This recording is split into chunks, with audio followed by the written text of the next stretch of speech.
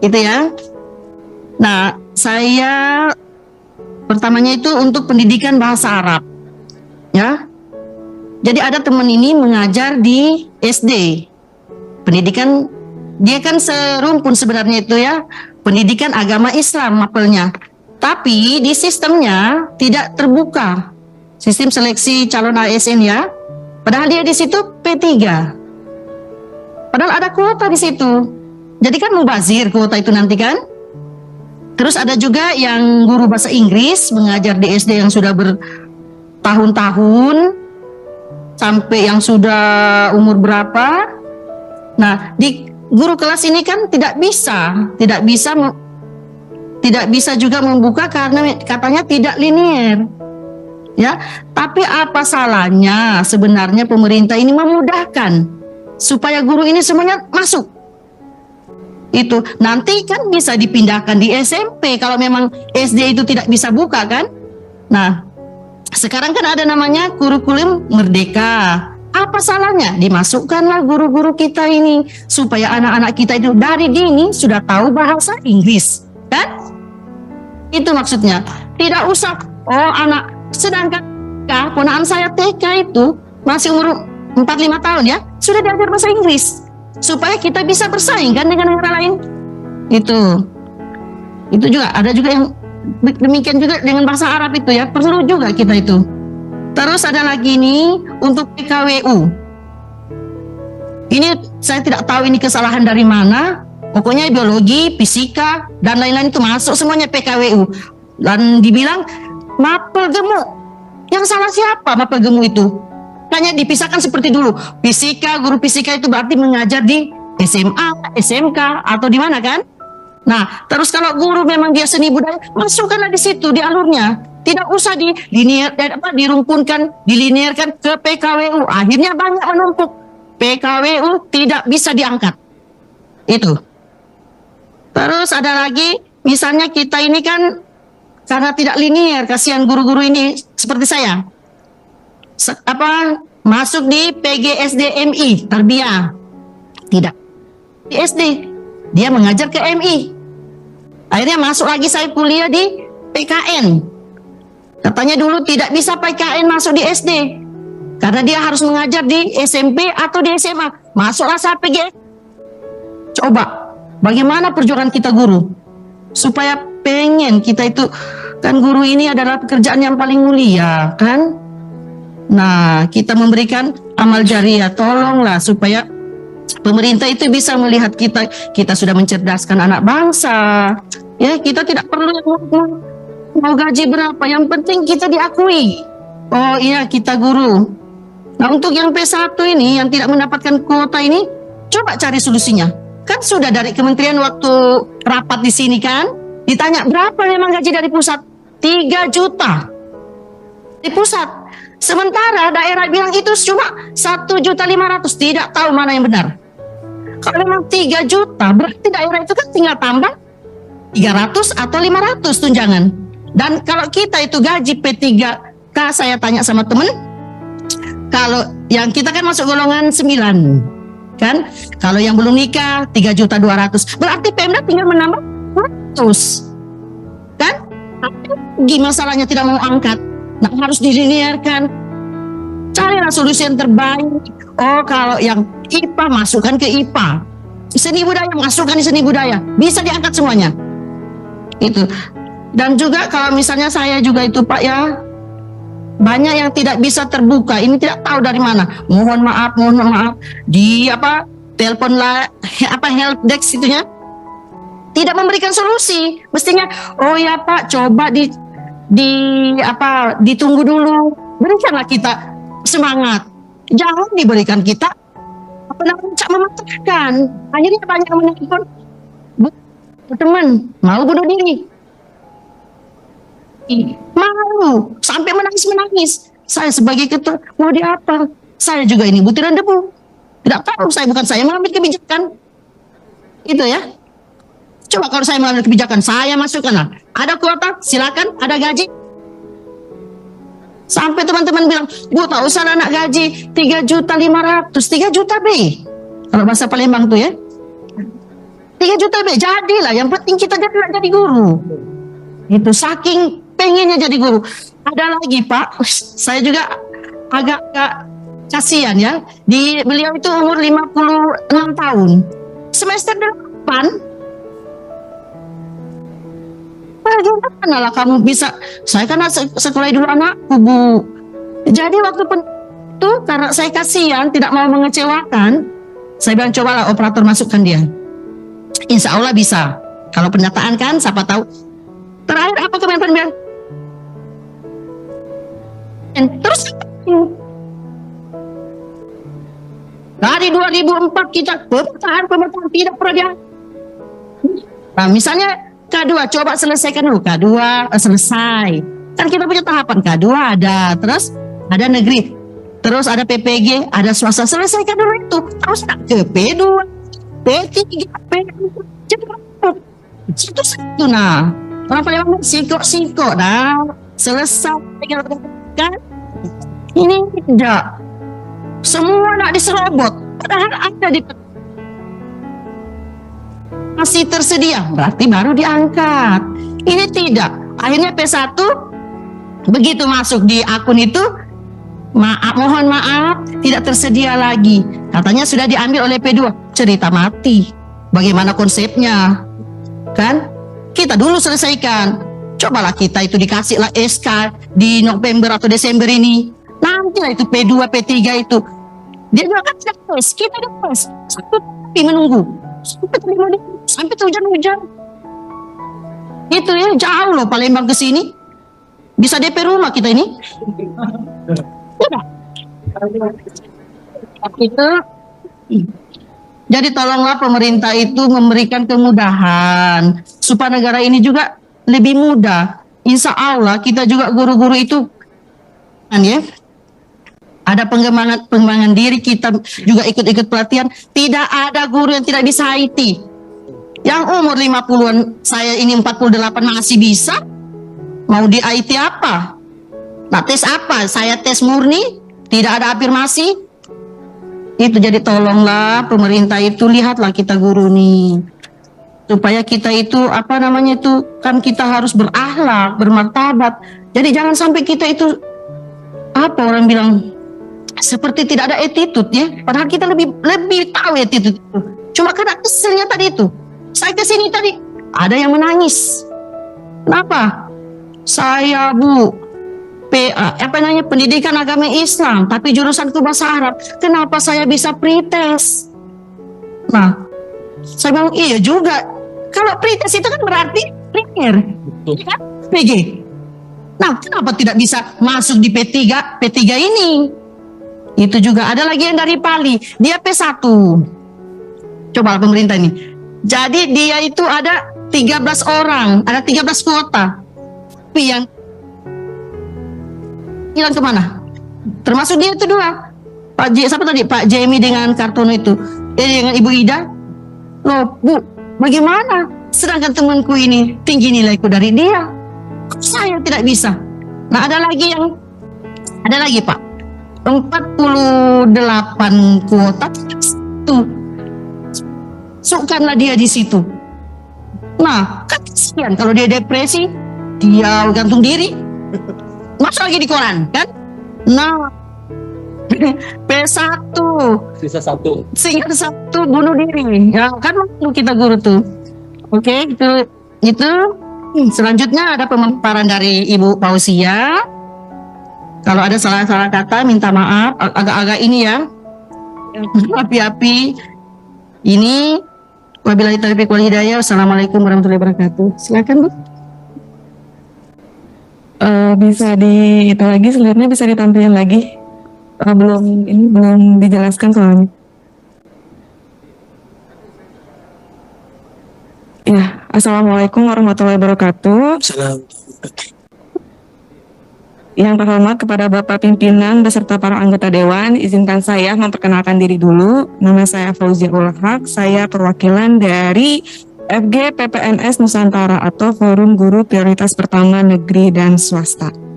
Mohon izin pimpinan, di sini saya akan menyampaikan beberapa aspirasi dari para guru. Sebelum saya menyampaikan aspirasi, izinkan saya menjelaskan permasalahan P3K terlebih dahulu. Ada di slide selanjutnya.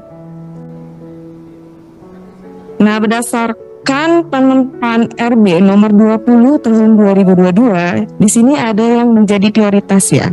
Kenapa sih bisa menjadi prioritas? Karena kita itu sudah lulus passing grade pada P3K tahun 2021, tetapi tidak dapat formasi. Nah, siapa aja yang menjadi prioritasnya? Yaitu terdapat pada pasal 4, yang pertama ada guru THK 2, guru negeri, lulusan PPG, dan guru swasta. Nah, keempat kategori ini juga dijadikan urutan penempatan dalam prioritas 1 yang tercantum pada pasal 37 ayat 2. Guru yang passing grade lulus passing grade dan belum mendapatkan penempatan itu sekitar 193.954 totalnya. Nah, lanjut ke permasalahan selanjutnya. Di sini ada beberapa poin permasalahan. Yang pertama, tidak semua 3.954 peserta prioritas 1 itu mendapatkan penempatan di tahun 2022. Mapel gemuk seperti PKWU, Bahasa Inggris, PPKN, PAI, PJOK, dan lain-lain itu tidak mendapatkan penempatan dan diberikan kebijakan untuk turun prioritas yang sebenarnya itu bukanlah solutif. Beberapa Pemda tidak maksimal dalam pengajuan kuota untuk P3K guru di tahun 2022 seperti Provinsi Jawa Barat dan Lampung Selatan. Nanti ini saya akan bahas ya dua sampel Pemda Jabar dan Lampung Selatan untuk masalah anggaran P3K tahun 2022. Prioritas 2, prioritas 3 dan pelamar umum akan mendapatkan formasi di tahun 2022. Dan yang terakhir, hasil pengumuman SSCASN per 31 Oktober tahun 2022 terdapat beberapa pelanggaran Permenpan RB nomor 20 tahun 2022. Lanjut. Solusi yang kami minta sebagai prioritas 1, yang pertama, PKWU. PKWU ini merupakan mapel baru yang dimana mapel baru ini tuh rumpun mapelnya itu rumpun mapel linearnya itu banyak sekali. Sehingga ketika satu sekolah itu tidak membuka formasi, maka banyak guru-guru itu yang melamar ke formasi PKWU gitu. Nah, di sini mapel PKWU di SMA seharusnya bisa ditempatkan di mapel PKK untuk SMK. Atau misalnya kita minta untuk kembali ke jurusan ijazah awal tanpa ada turun prioritas. Gitu. Karena kan tadi juga sebagai contoh misalnya guru biologi, karena tidak ada formasi guru biologi maka dia akhirnya melamar PKWU. Jadi semuanya itu numpuk di PKWU. Jadi saya minta gitu ya, harapan kami yaitu guru yang ijazahnya itu linear dengan mapelnya itu udah dikembalikan lagi aja ke jurusan awal gitu. Yang kedua, di sini mapel bahasa Inggris. Mapel bahasa Inggris selain di SMA harusnya memperhitungkan juga penempatan di SMK. Dan yang ketiga, berikan kebijakan prioritas 1 bahasa Inggris SMA bisa linear ke jenjang bahasa Inggris SD dan SMP. Pertimbangkan juga dari kurikulum Merdeka. Yang keempat, di sini ada bahasa Arab. Guru bahasa Arab yang mengajar di SD, ijazahnya tidak linear dengan PAI, mohon untuk dilinearkan. Dan yang terakhir, ini prioritas 1 disabilitas. Prioritas 1 disabilitas juga turut mencerdaskan anak bangsa ya Bapak Ibu. Jadi seharusnya prioritas disabilitas ini tuh memiliki kuota khusus gitu. Jangan disatukan kepada prioritas yang non disabilitas gitu. Karena bagaimanapun juga kan punya spesial, punya kekhususan gitu. Jadi tolong untuk prioritas 1 disabilitas ini harus memiliki kuota khusus. Lanjut ke yang selanjutnya. Nah, di sini saya akan mengambil 2 sampel contoh permasalahan Pemda yaitu Provinsi Jawa Barat dan Kabupaten Lampung Selatan. Kebetulan saya dari Jawa Barat dan saya tidak mendapatkan formasi juga. Lanjut, permasalahan pada Provinsi Jawa Barat yang pertama itu adalah jumlah prioritas 1 itu ada 10.397 dan 17% ini adalah mata pelajaran PKWU. Nah, 10.397 ini adalah prioritas 1 yang kemarin lulus passing grade pada P3K tahun 2021. Kuota sisa pada rekrutmen ASN P3K guru di tahun 2021 itu sebesar 4.795 yang seharusnya itu diakumulasikan di tahun 2022. Dan DAU juga pasti sudah disahkan di tahun 2021. Informasi dari Kemdikbud di tahun 2022, Provinsi Jabar itu menetapkan kuota sebanyak 10.267. Dan di sini juga dijabarkan bahwa Pemda itu tidak boleh mengurangi kuota, tapi kalau menambah boleh. Dan hasilnya pada tanggal 13 September 2022 dan ini disahkan oleh Menpan RB, kuota Jawa Barat itu hanya disahkannya itu hanya 3.800 saja. Sedangkan sisanya sebanyak 6.597 prioritas 1 Provinsi Jawa Barat itu terlunta-lunta. Bahkan ada beberapa guru swasta itu yang sudah tidak mengajar lagi, Bapak. Karena ada yang dipecat dari yayasannya, bahkan guru negeri juga ada yang tergeser oleh P3K tahun 2021. Jadi tolong dipertimbangkan. Contohnya ini di samping saya juga, dan teman-teman saya juga yang dari swasta juga, saya juga dari swasta. Teman-teman saya juga yang swasta itu banyak banget yang diberhentikan bahkan sampai diancam oleh yayasan gitu, dan dia tidak boleh mengikuti lagi P3K. Padahal P3K ini adalah hak untuk seluruh guru. Tetapi ada beberapa yayasan yang tidak mengizinkan guru tersebut untuk ikut P3K. Dan mirisnya lagi, Panselnas ini membiarkan menurunkan kuota, ya, bahkan dari DAU tahun 2021 itu harusnya kan tidak boleh diturunkan kuotanya, kalau menambah boleh, tapi ini malah diturunkan. Tahun kemarin masih ada sisa 4.795, tapi sekarang cuma disahkannya 3.800, itu udah jelas-jelas turun, dan Panselnas malah meloloskan itu semua gitu. Dan ini Provinsi Jawa Barat ya, yang terkenal luar biasa, terkenal juara, tapi hanya bisa memberikan 3.800 kuota dan 6.597 prioritas 1 itu pada terlunta-lunta. Tolong Bapak Dewan dipertimbangkan lagi. Jabar juara, ini slogan kami ya untuk guru-guru di Jawa Barat. Gimana ya? Jabar juara, guru belum juara. Pak Jabar tega. ya, Jabarnya juara.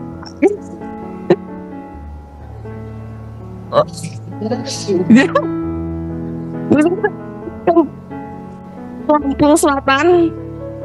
Nah ya, di sini Lampung Selatan itu jumlah prioritas satunya itu ada 727. Di kuota yang ditetapkannya itu hanya 70. Dan itu pun untuk PHK 2. Dan itu pun tidak selesai. Hanya 10%-nya saja. Jadi masih terlantung-lantung banget ini Lampung Selatan juga. Harapan dari teman-teman dari Lampung Selatan juga, kita berharap itu bisa mengalokasikan lagi untuk 727 kuota prioritas 1. Lanjut, next slide. Nah, di sini ada temuan kasus pada pembukaan SSC ASN pada tanggal 31 Oktober kemarin. Yang pertama di sini sama-sama prioritas 1. Yang kedua sama-sama pada mata matematika. Dan yang ketiga sama-sama di instansi Provinsi Jawa Barat. Dan itu jenjang yang sama. Lanjut. Dan ternyata guru negeri tidak mendapatkan formasi, tetapi guru swasta di sini malah mendapatkan formasi. Dan ini tuh sudah melanggar Kemenpan RB nomor 20 tahun 2022 pasal 37 ayat 2 yang tadi saya sebutkan. Seharusnya penerimaan guru P3K ini kan diurut. Yang pertama itu kan PHK 2, guru negeri, PPG, dan swasta. Tapi pada kenyataannya di sini malah guru swasta dulu yang mendapatkan formasi, tapi guru negeri tidak mendapatkan formasi. Jadi ini jelas-jelas ada pelanggaran pada pengembangan RB nomor 20 tahun 2022 pasal 37 ayat 2. Saya juga mohon maaf ya berbicara seperti ini bukan menyakiti para swasta karena saya juga dari swasta. Tapi di sini jelas-jelas ada pelanggaran dari Kemenpan RB. Jadi harus diluruskan. Dan yang terakhir di sini ada tuntutan dan harapan kita ya. Yang pertama kepada Bapak Dewan tolong pertimbangkan untuk semua prioritas 1 menjadi ASN P3K maksimal di tahun 2023. Yang kedua, rekrutmen prioritas 2, prioritas 3, dan umum dilakukan setelah prioritas 1 100% terangkat ASN P3K. Jadi jangan ada formasi untuk prioritas 2 dan 3 atau umum. Selesaikan dulu ini yang prioritas 1. Ini juga korban kebijakan gitu ya. Terus lanjut ditinjau kembali nomor 98 tahun 2020 mengenai gaji dan tunjangan P3K daerah yang dibebankan kepada APBD. Harusnya 100% dari APBN. Dan ini kenapa dilimpahkan ke APBN? Karena ini kan hajat dari pemerintah pusat. Jadi tolong untuk dipertimbangkan gajinya itu 100% dari APBN. Itu harus sesuai dengan Kemenpan RB nomor 20 tahun 2022 dan harus menyesuaikan sesuai domisili. Lanjut tuntutan kita juga yaitu payung hukum untuk guru negeri dan swasta dan guru yang sudah lulus PG itu harus dibuat gitu ya karena masih banyak sekali guru-guru yang sudah dikeluarkan dari sekolah dan dia tidak bisa mengajar dan dia itu menunggu pengangkatan P3K di tahun 2022. Ya, terus saya juga ingin bertanya gitu ya. Sebenarnya penggajian ini tuh tanggung jawab siapa? Karena jujur ya Jawa Barat gitu ya kita sudah audiensi dengan Pemda, Sekda, Kadisdik, pokoknya udah sama pusat juga. Mereka saling lempar gitu, saling lempar. Ini sebenarnya penggajian dari siapa? Kita juga jadi bingung gitu, jadi tolonglah jangan saling lempar gitu. Kita cuma guru, kita bukan bola pingpong dan kita itu benar-benar ingin memperjuangkan hak kita gitu. Kalau misalnya nggak ada guru ya gimana negeri ini bisa maju? Benar nggak Bapak? Mengangkat guru juga mengurangi pengangguran. Saya sedih sebenarnya ngomong kayak gini ya. Karena saya mendapatkan kuota juga, saya korban juga dan terutama saya tuh guru gitu ya, ibu saya juga guru, saya tuh benar-benar mengidamkan sosok guru gitu. Saya tuh benar-benar cita-citanya yang jadi guru karena guru itu menurut saya tuh bukan hanya sebuah pekerjaan tapi sebuah sebuah tugas yang mulia juga gitu. Jadi kalau guru itu work life balance lah gitu. Jadi worknya jalan, life-nya juga jalan gitu. Jadi tolong dipertimbangkan untuk kepada Dewan. Terima kasih. Wassalamualaikum warahmatullahi wabarakatuh.